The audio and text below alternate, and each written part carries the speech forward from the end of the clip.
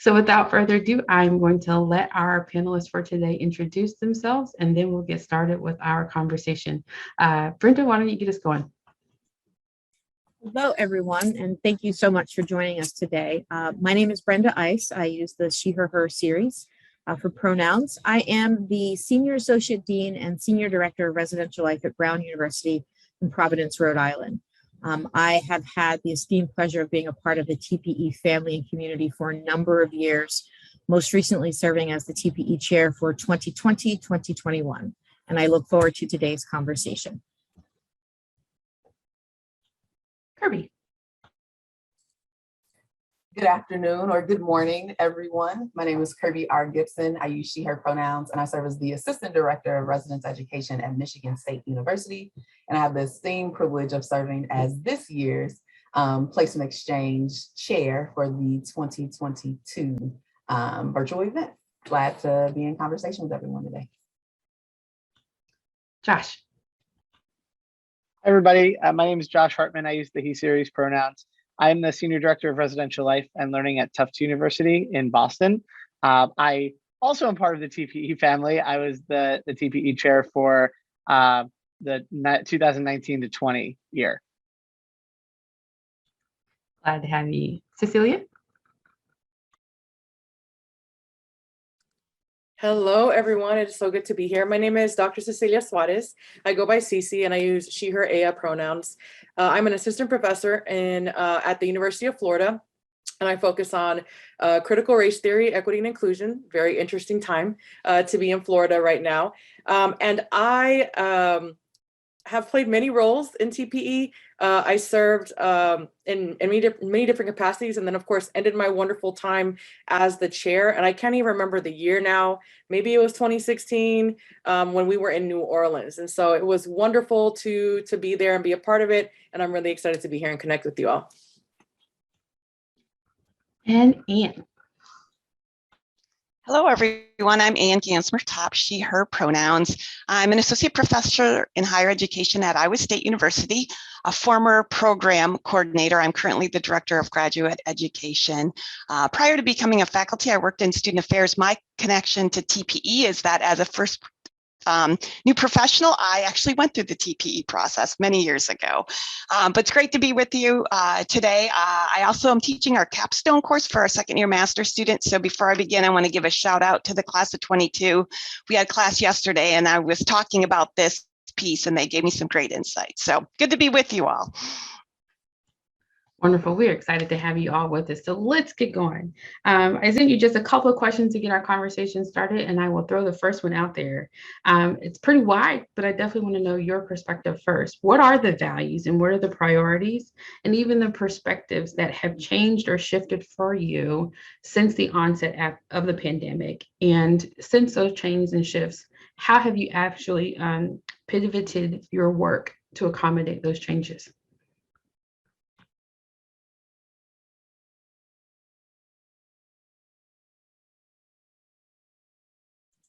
I can get us started. So I'll just do the collective sigh that I think the pandemic was a lot and continues to be a lot. And with each day, you learn a little bit more about that this isn't going away and we actually need to start thinking inwardly. So what changed for me was just recentering myself in what I found most important, and that was my family. That I think sadly, it took a pandemic for me to come back to say, this is who I value. And quite honestly, to the work be damned, like I needed to figure out my family and my life and kind of recenter that. And the pandemic forced me in different ways to reevaluate that and come back to that. So I think what I've learned in all of this is to not shy away from putting out what's important to you to as many people that will hear and listen.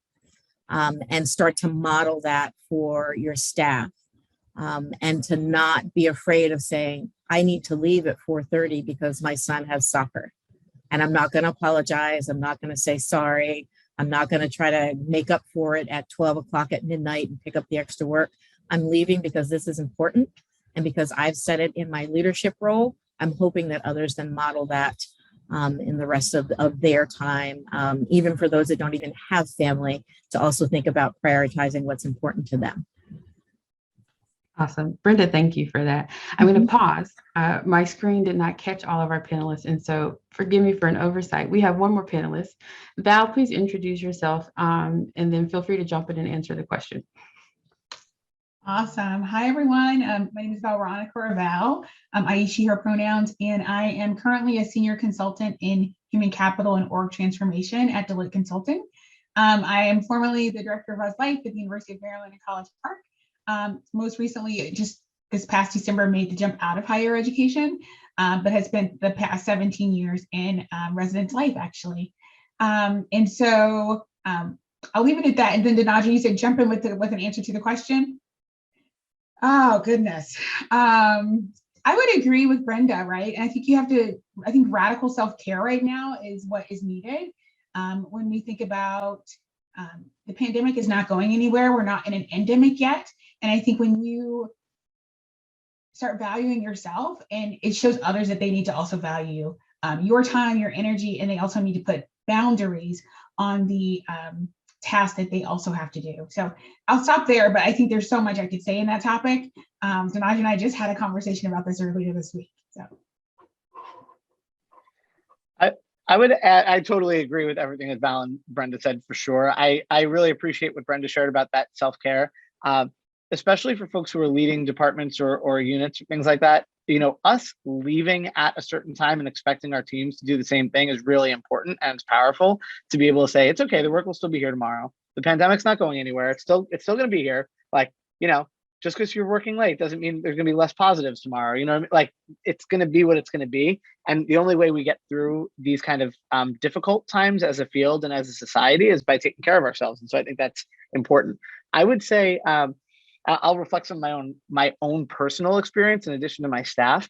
I think that, you know, thinking about the Great Resignation and the fact that you have a lot of folks thinking a lot about their career paths and trajectories right now, that's something that's really impacting. It impacts me a lot in higher education. It impacts our teams a lot. And a lot of folks are really questioning whether or not this is the right work for them. And, you know, reevaluating priorities. What kind of an organization do you want to work for or work within? What sort of a team do you want to be a part of? What sort of a role do you want to have?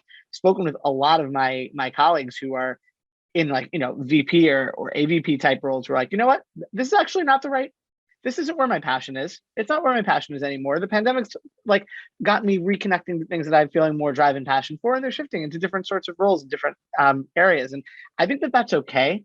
I think it's one of the downsides to our field, if I'm going out on this limb, in that we all have to love student affairs and higher education all the time. And that's our life's work, and it's what we're always going to do. It might not be, and that's okay. And so that's one of the things that I've learned from this, and that I'm trying to reinforce to my team and my colleagues and my friends also, because, you know, life is more than just a job. Even though for a lot of us this feels like a calling, and we do great work, we all work really hard, and we support great experiences for sure, 100%, doesn't mean that that's what we always need to be doing for ourselves personally. Sometimes we may need a shift, and that's okay. Josh, I appreciate you bringing up the calling piece, right? Because I want to name that, like, I know students, like, while I'm good at this work, that's not my life's calling, right? I mean, if I really think about it, I don't dream of labor. Like, I want all of us to be free. Like, I'm not trying to be out here laboring, like, especially within a society where we're seeing inflation, where we're seeing people dying, where people, like, just so many things are just happening. Like, life is too short, right? And I think the perspective that I think has always existed, because I think that's the thing we really need to name. This perspective and this kind of this space in which we are as a profession has always been here. I think it's the pandemic that has truly like made this more amplified, I should say. And I think people are finally listening to that voice that was in the back of their head about something's not right here, right? And recognizing that your values, your priorities, et cetera, your beliefs, that there's misalignment that's happening there. And people are trying to find the ways in which they want to realign or not even align, right? With what that means for people moving forward.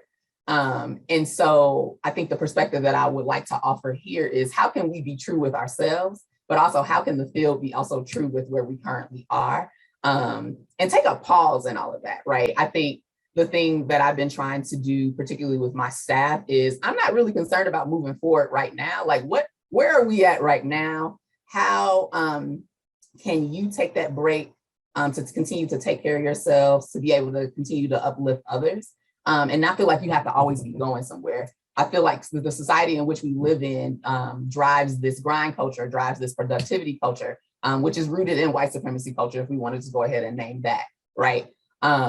But I'll stop there because I'm getting a little, I'm like feeling myself get on the this platform, and I'll just leave it there.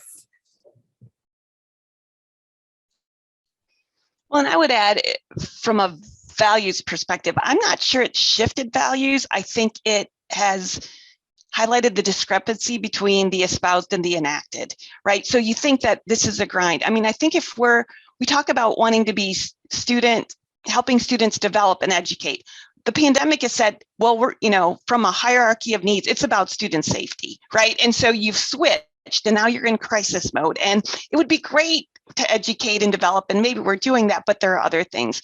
So I think I see that happening. And I also, for me, there's always been a need for the value of community and dialogue. And again, I'm not sure that I can separate the pandemic with the other political things that are happening, but we need community. It is much more difficult to dislike. It's easier to dislike someone if I don't have to work with you or connect with you or have coffee with you. But this idea of needing connection to a larger community and how we help our students, our staff engage in difficult dialogues. And I think the opportunities to do that have been minimized by the pandemic. And also that lack of community, I think, has left people feeling very isolated and needing self-care.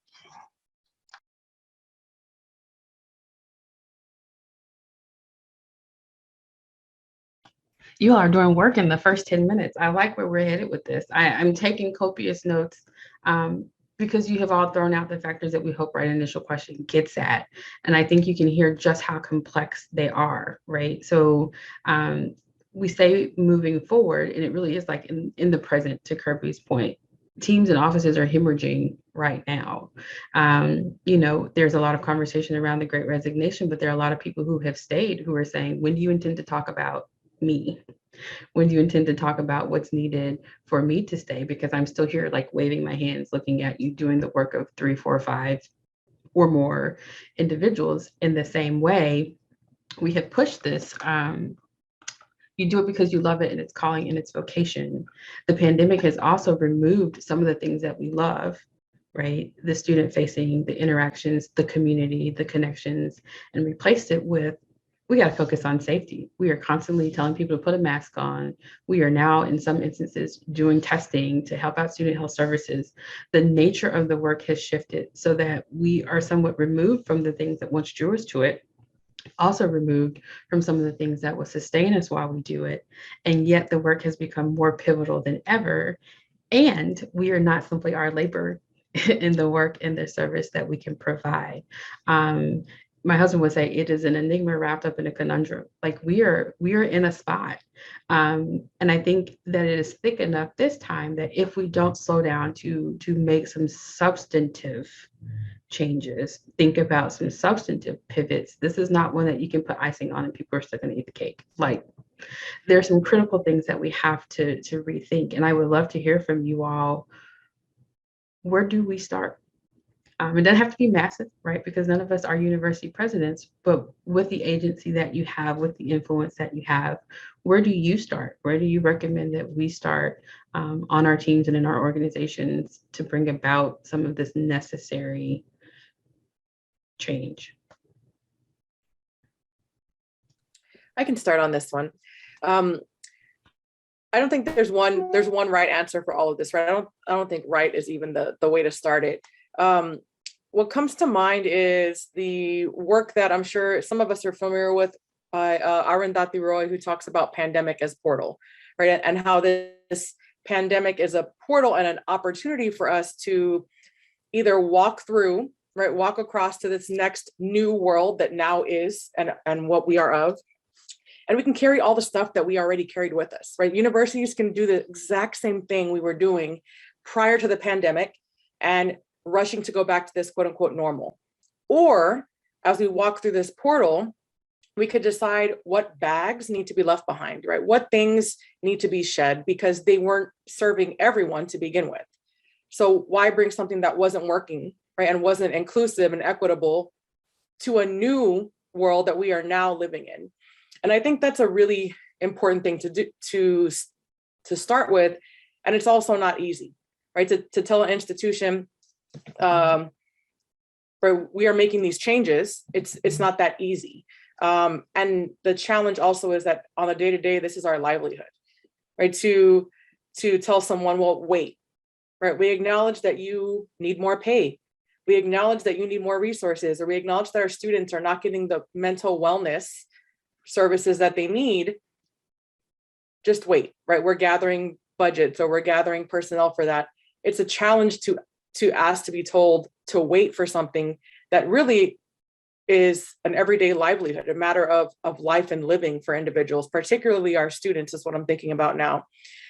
So that has really been where I have pushed to not only ask myself, because it's important for me to acknowledge where I have become a cog in the system, right, and continuously just produced, but also thinking about what I expect from my employer, right, what I expect from my supervisor. And if they are not able to shed something or not able to meet what is necessary for my students and make that commitment, then I have to start asking the questions of, is this the place for me? Right. And so again, I think it goes back to what Josh was talking about with this, like, people leaving or people feeling like they might not be able to be in the same space anymore.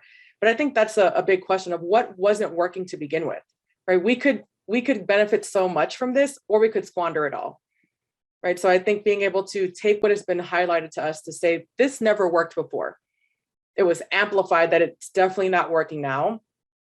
Why take something that's broken and doesn't work into this new opportunity that we could build really and truly equitably focused resources and opportunities for ourselves and our students?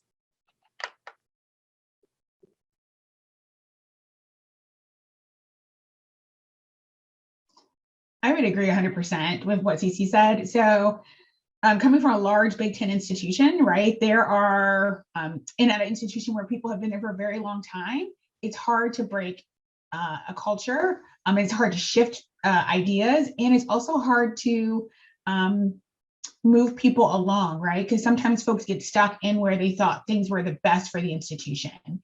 And when we get stuck, especially at a large institution where folks have been there and it's ingrained, every person who is promoted has been there for 20, 25 years, right?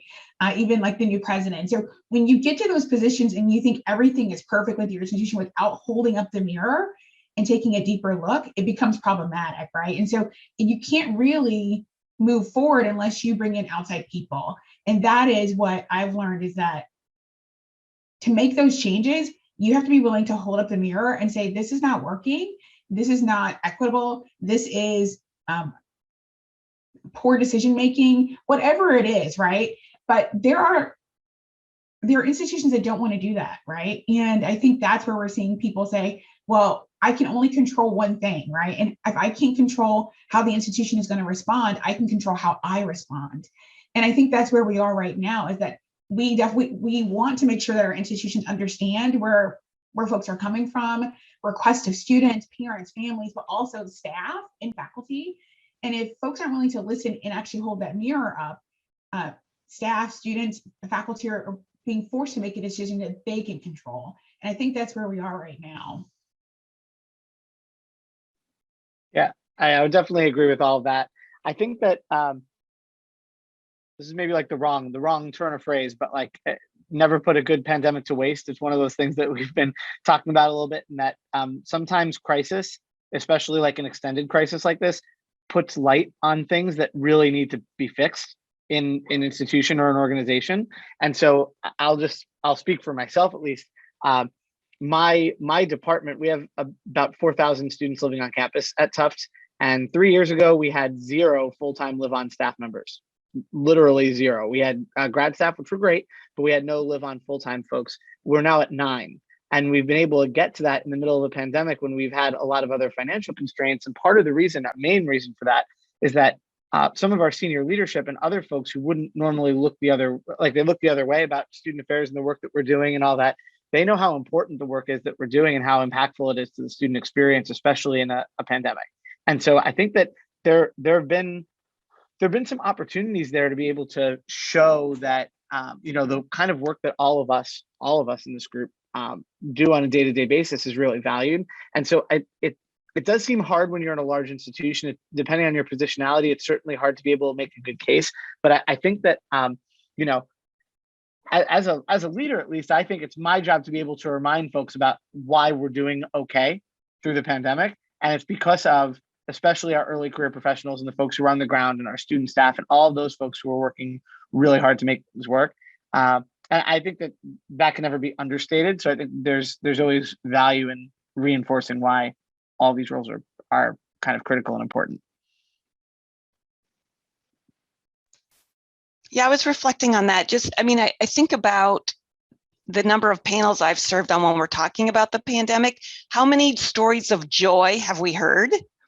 How many stories of, wow, this worked really well? It's been a very frustrating time. And so the sustainability has to be about how do you value people? And we can easily say, well, we don't have the money, but there's more than valuing people than just raising their salary. So looking at the opportunity to take an afternoon off or work from home or whatever that is, we have to rethink and ask people. That's the other thing too. We just assume, well, they need this and we need this. We can't be assuming what sort of drives people, and that, well, this is just the work of student affairs, without sort of rethinking, does it have to be this way? And then also, I think helping, like for me, in terms of graduate students, to helping them process what is the work of student affairs regardless of a pandemic and what is exacerbated by the pandemic, and how getting them to consider what their values are to make choices about where they want to spend, their next career move.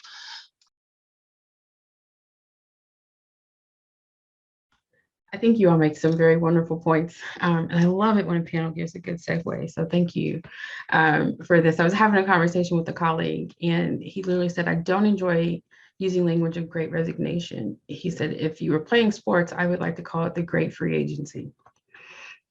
He said, because what has happened is, right, if you equate it to players, and sports have their own issues, but if you were to equate it to players who play for a team or an organization, your contract ends and you can shop the market. You can say, I am a solid defensive end. I am talented. I have been to the Pro Bowl. I have this skill set. What do you have to offer me? And to use the teams I have no loyalty to, right? The Bills could say, I absolutely love you, Denaja. We're going to keep you. We value you, and this is what it looks like for us to show you that value.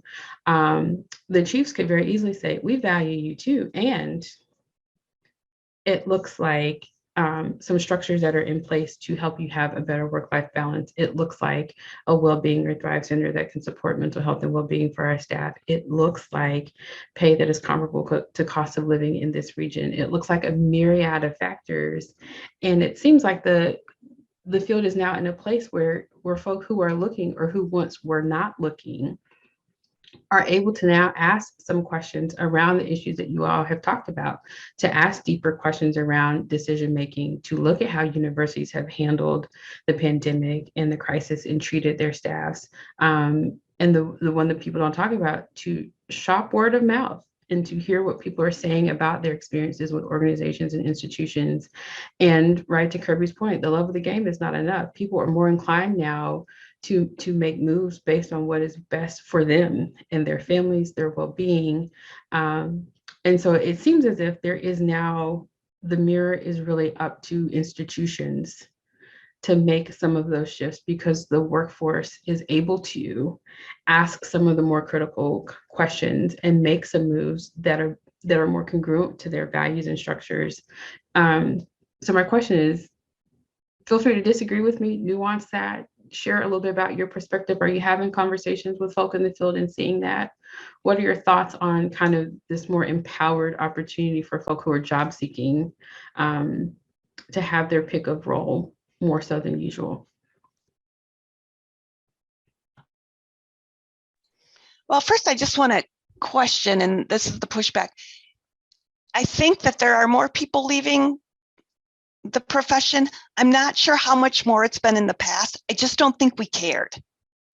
I just was like, okay, so they left. And so if it's, think about the talented number, specifically staff of color who said, I'm out, I can't work in these institutions anymore, right? Like, so I think a positive is that we're paying attention, because I don't remember this being a big topic of NASPA before, but people left. Or the side hustle, right? This idea that you can work in student affairs and you have to have a side hustle to make ends meet. So I do, from one point of positive, is like finally we're paying attention.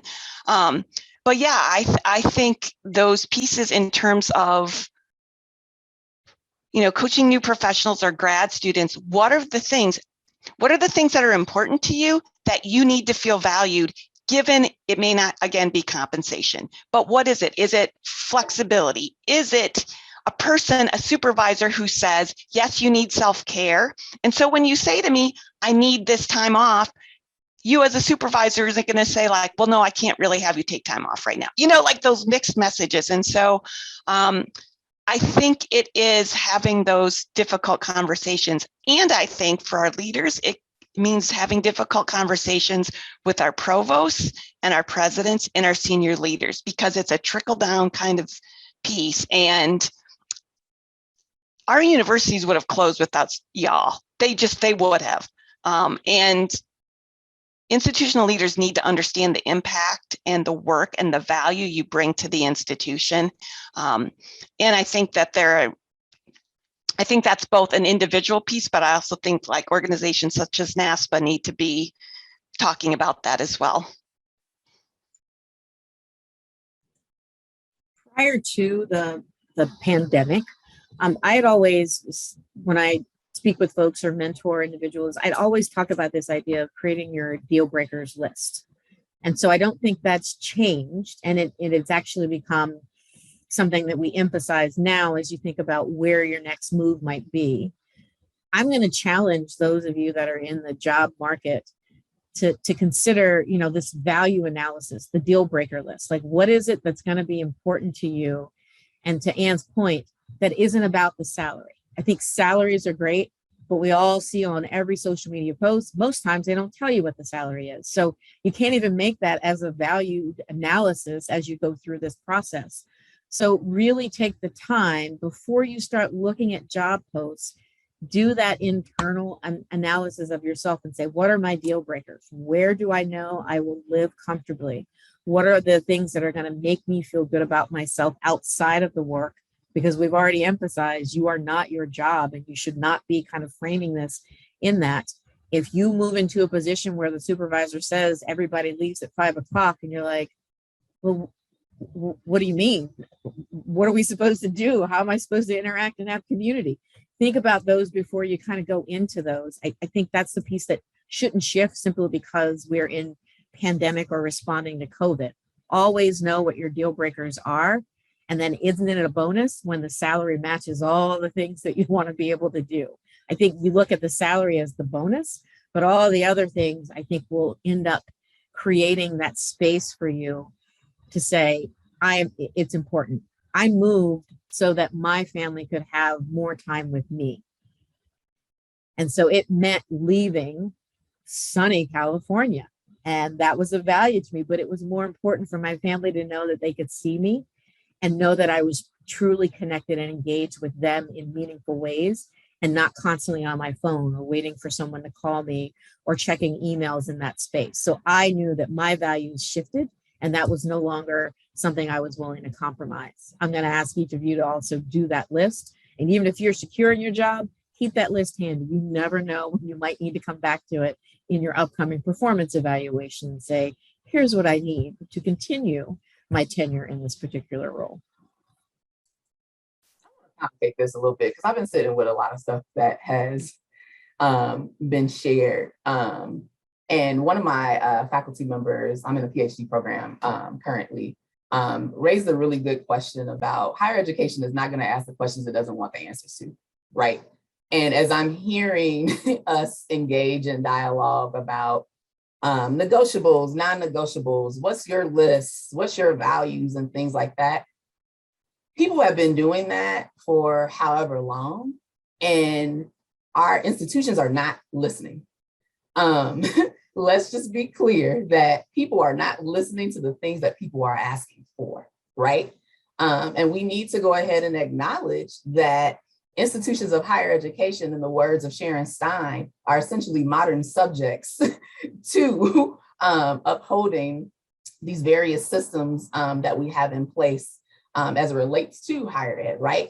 And we are going to consistently only address the symptoms of said issues rather than actually addressing said issue.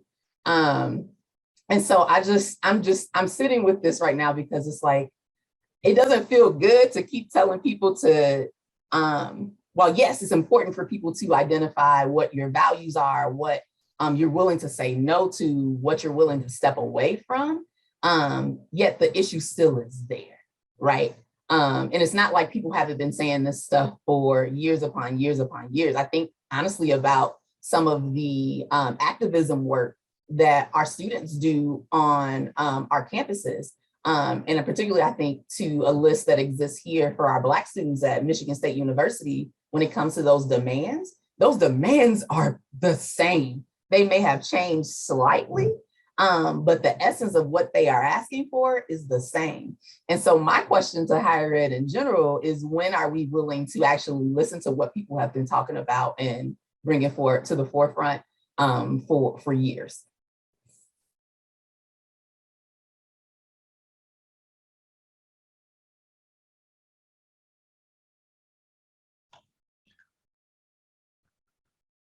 I think you pose a question that I think Ann hinted at, right? Because I think you made the statement, you said they're starting to pay attention. You said, and honestly, because I think I quoted it, I want to make sure I get it right. Senior leadership needs to be talking about this. And you said, you like, NASPA needs to be talking about this. The organizations where our VPs and our presidents and our provosts and our C-level leadership need to be having those same conversations. And I think Val hinted at it, but in a very polite way, right? When we talk about holding up the mirror, this is a conversation of folk who are holding up the mirror and are committed to doing this work. It's why you said yes to having this conversation. And the tension is, right, as a CHO or SHO, your field of agency will be what you do for your staff in housing and residence life. That will then sit in tension with what every other office does in the division and how much support you get from your VP.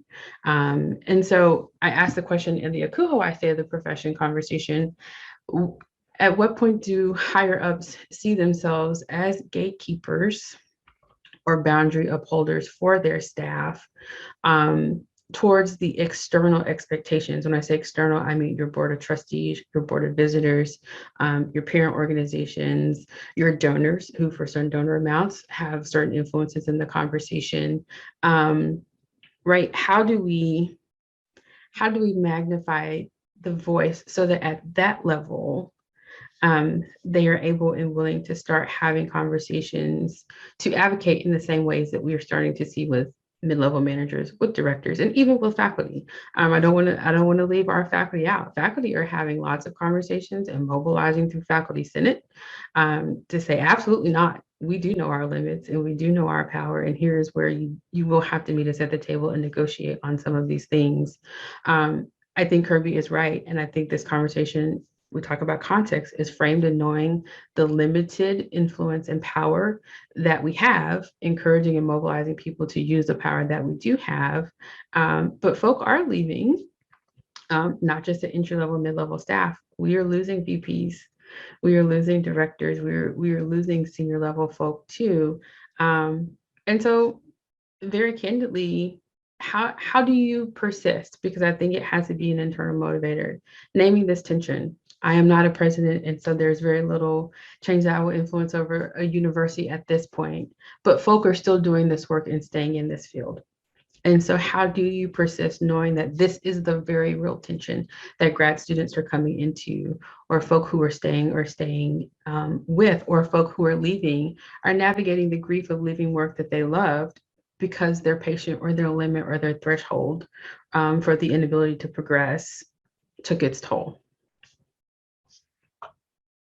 Val, I see your face. I'm gonna call on you if you want to share. You said a lot there. And it just hit me. The threshold is real. And, I had to share this with my friend yesterday because even though I left higher ed just, in November and still very close to a lot of colleagues and other directors of Res Life across the country. And, my staff, she's a former staff member and she's a director. And she said, my staff is very unhappy right now. And it's sitting on my shoulders and it's weighing heavily on me. And I had to say, their happiness is not your responsibility, right? And I think that's one thing that we have to cope with. We want our staffs to be happy and fulfilled in the work that they're doing, but we also have a reality of the times that we are in. And those times, and as much as we want to use our voice, I use my voice a lot as a director. I said a lot of things I probably shouldn't have said, but I'm also like unabashedly vocal. And so telling people what you will and won't do in the way that helps people understand these are my boundaries again, but also helping new entry-level staff understand this is the role that you signed up for, right? Because what I've learned from my own experiences that grad programs from when I graduated a long time ago to grad programs now are different. And they are preparing staff for different things. But the job is the job is the job. The job hasn't changed. And that's the one thing that we have to realize, right? If you're a resident director, that job is a resident director role. It has not changed. What you signed up for is still the same, right? These hours with our students, but how we educate our staff to be prepared for that and how we think about how we update the position is the responsibility of us, right? And as those who oversee the departments. So what I'm trying to say is that we can only make so much change without the support of the president and the vice president to support that change. And that is where I think I get really torn. And that's where when I would talk with my entry-level staff members when I was a director to help them understand, I completely understand, but we also have to make sure that we're supporting our students as well. When you're in a Res Life role, if you're not in a Res Life role, your job may be a little different, but if you're in a Res Life role, you're supporting your students, right? I'm gonna stop talking because I'm rambling, but I just wanna say, Danaja, when you said what you said, it just really struck a chord with me because I reached my threshold and I said, it's time for me to exit because I love this work. I've done it for the past 17 years and I've done as much as I can do without harming myself, right? And I think we also have to put ourselves in the picture and sometimes we don't put ourselves in that picture.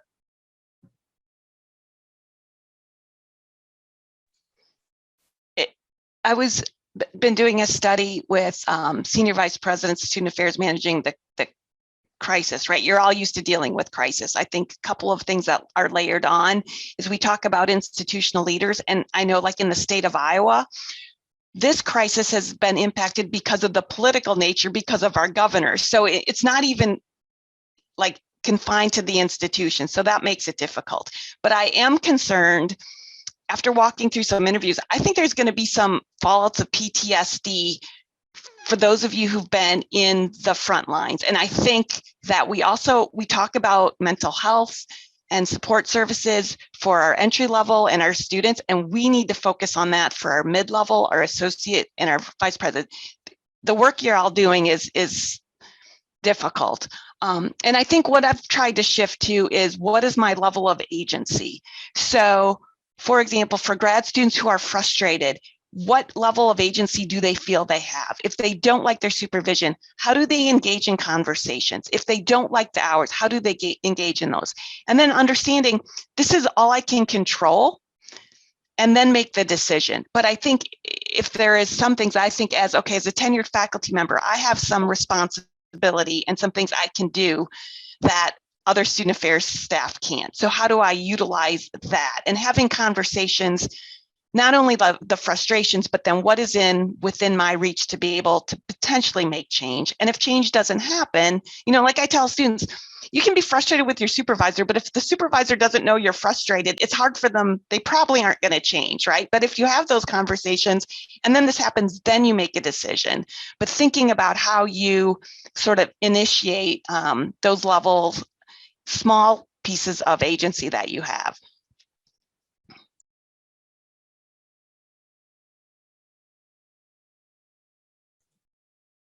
My mind is kind of all over the place, and I'm sitting in a little bit of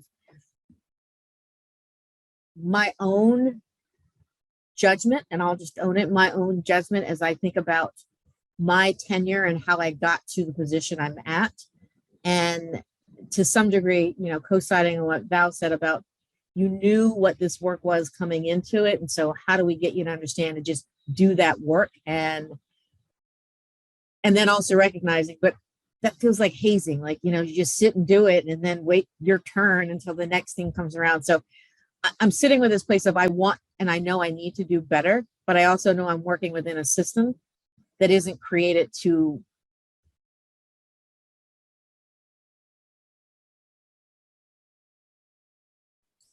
Brenda froze. Oh, I'm heartbroken because I feel like she was really about to drop a nugget for us. Hopefully her internet will come back in. I know I just want to throw in another wrench in because that's just who I am. And that's just the space that I occupy.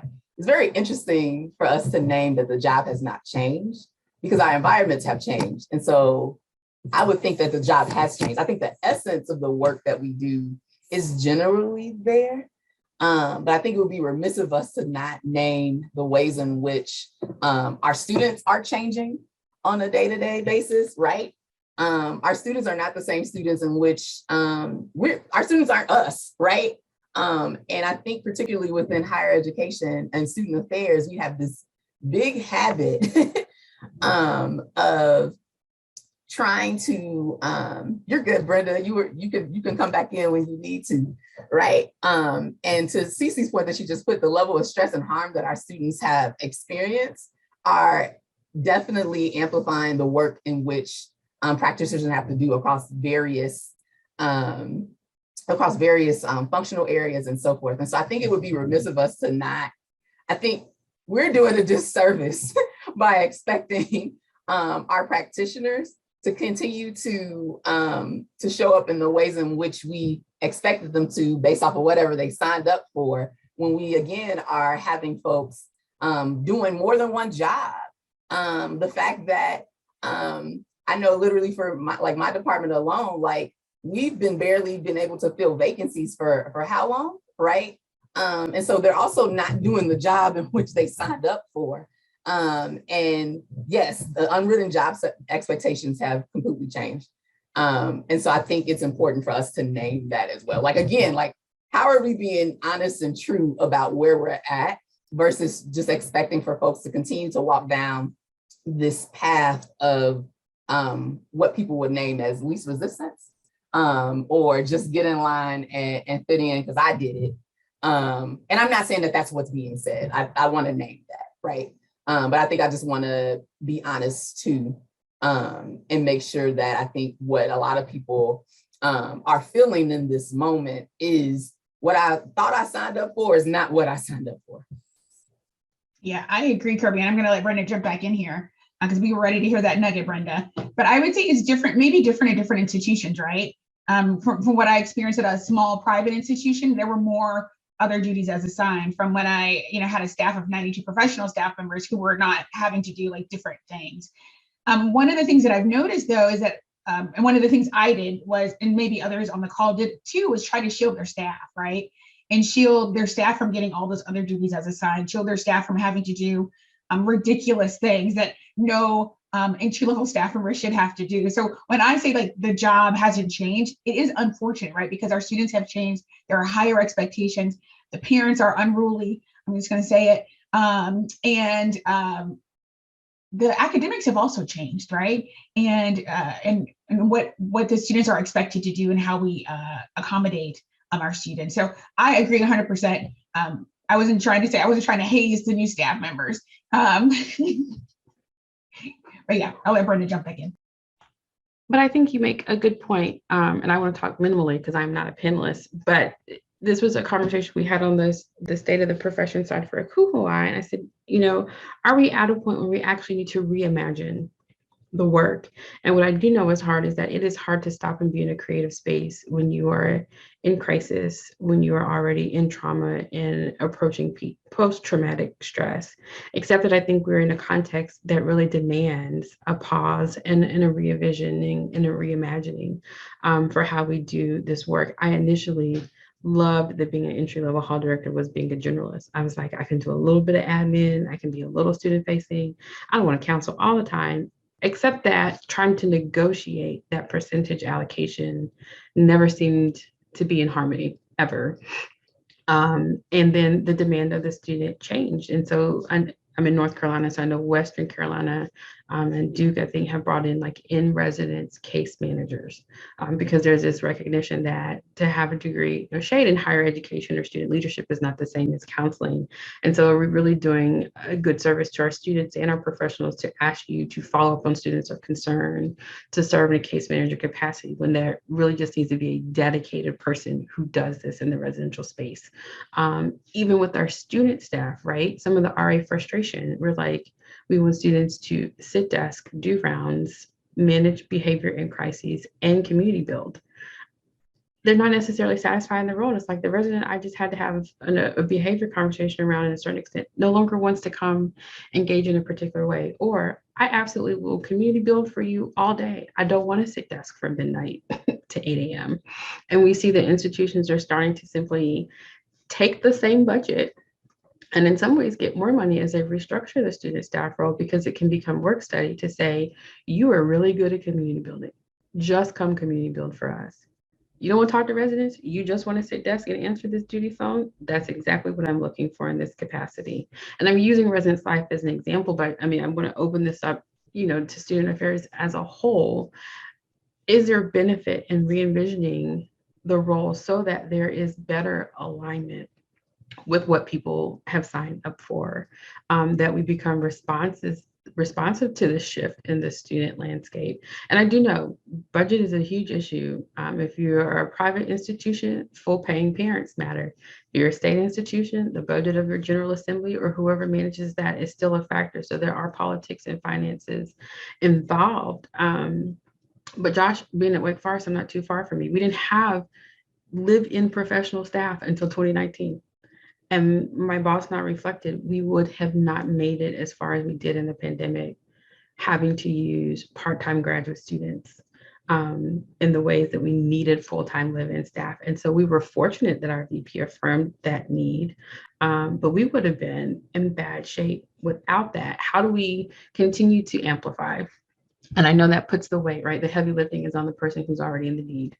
But there's also mobilization in numbers. And so how do we, through our association involvement, start to make recommendations, start to make memorandums, start to put some weight on our institutions to think innovatively around how we do change the role, because the role has changed so that it's more aligned with what people's strengths are and what their capacity are, so that we can not just serve our students, but also be well as professionals.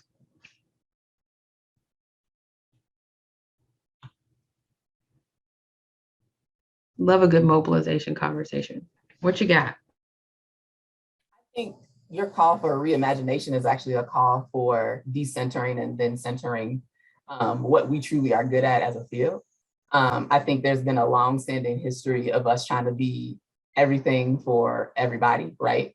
As we think about the ways in which higher education as a sector continues to expand, and when we think about the ways in which we take on additional programs and all sorts of different things, right? But I think we can't be everything for everybody, right?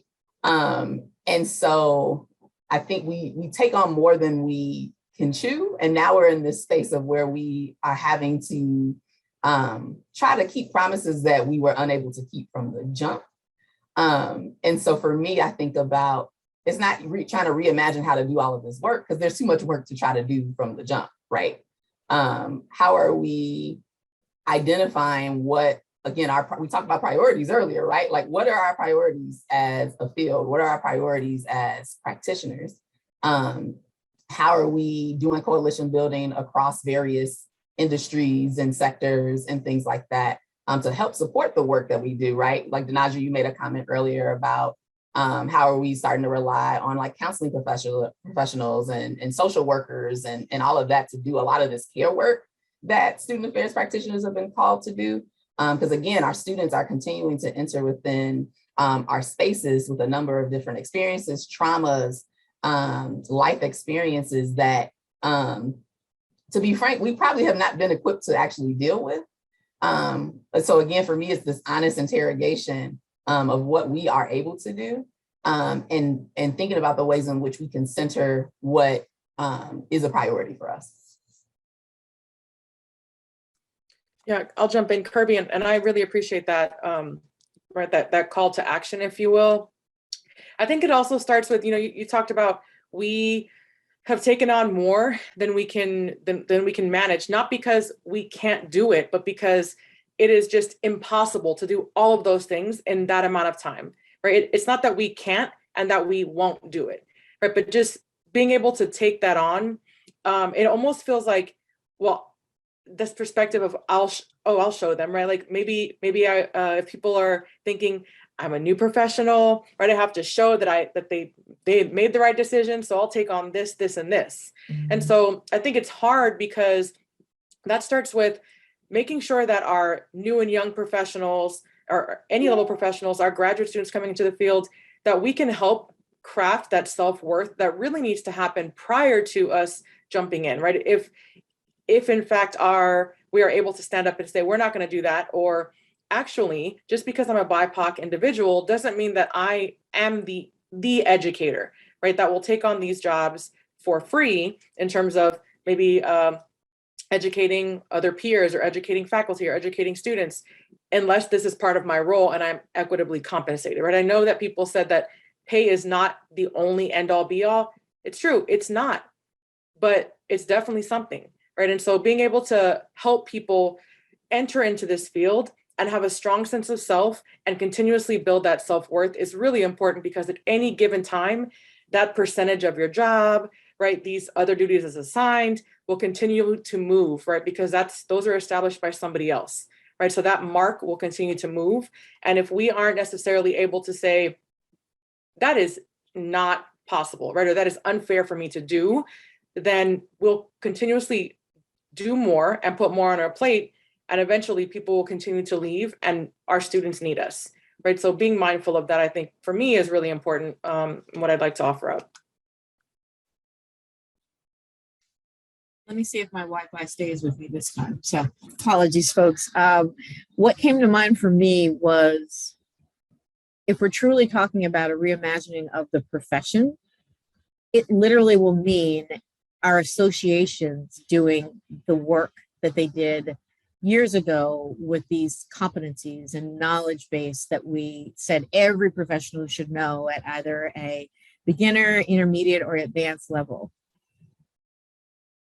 I'm going to just say, when was the last time we went back and looked at that? And is it time to actually maybe create an addendum to this, pandemic focused, or just in general to say, was it right when we wrote these back in 2000?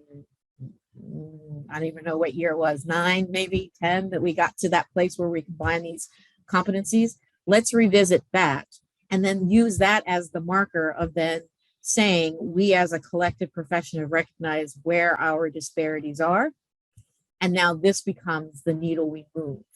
And now we can be more thoughtful and intentional in our job descriptions, in what we actually say are our values, because it's not just an institutional value, it's linked back to our association values that go from one institution to another. Let us hopefully that we're consistent in saying, because this is a student affairs role, we're at least living to these things across the board, and the nuance only exists because you're in a different location.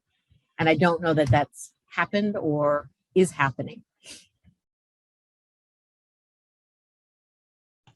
You get And it? I would Go just ahead. reiterate to your point as well, Danaja, is that I think we can ask the grad students and incoming people to help us re-envision, because how do we learn about student affairs? It's the experience. So students coming in, we're seeing in our grad students have a very different perspective of student affairs, having lived through what student affairs work is like during the pandemic. And I think they can help us figure out how to reimagine it, because in their mind, they've already done that and experienced that. And so I think we can partner up and down and across. Josh, any last thoughts from you? I mean, like, I guess, like, overall last thoughts, I would just say everybody just needs to give themselves some grace in this moment that we're all living in right now, include, like, as a leader, I feel like I have to do that a little bit more. It's kind of harder to do that, at least what my reflection's been in the last couple of years. But I think all of us as professionals in this work need to, like, we need to give ourselves the permission to just kind of, like, you know, take care of ourselves and let go and focus on things that are important to us. I think that's important for us. Val, any last words? I would agree. I think the field really needs a radical overview. We really need to look at what are we supposed to be doing? Like, what is going to help the students of today, not the students of yesterday or the students from 10 years ago? Because I do think that the field is stuck. And yeah, radical transformation, that's what it's called for. But I do think the field is stuck in a way, and is trying to get back to something that, like Kirby said earlier, just was not equitable. And I think CC also said it wasn't equitable, and it wasn't really serving those who were supposed to be serving. So I think it's time. And I think to avoid the mass exodus, I don't like calling it the Great Resignation, because it's not just happening in higher ed. It's an exodus of people knowing their worth and finding what works for them. And so I think to avoid that, and to make sure that you're keeping, and that the universities are keeping the talent that they have grown, it requires that. Absolutely. Thank you. I think thank you is an understatement. I appreciate the perspectives that each and every one of you have brought to this conversation. I hope that is a reminder of the need to have diversity of experience and thought at the table when we have pivotal conversations like this. TPE will continue to have these conversations. We hope that folk who have joined us continue to think about what has been proposed in the work that you do. And if you are job searching, that you think about how you empower yourself to have some critical conversations and dialogues in your search and interview process, so that the next place you land is a place that is congruent and is supportive and affirmative of the personal professional growth that you're trying to do. And I saw the plug for your research. Our work needs research. People love to make data-driven decisions. Narrative sharing is also important, and it grounds what we do. So thank you for sharing that. I think Cece put some information in the chat as well. But again, deepest gratitude to you all for spending time with us today, and to everyone who joined us potentially for their lunch break or for their morning coffee conversation. We appreciate you.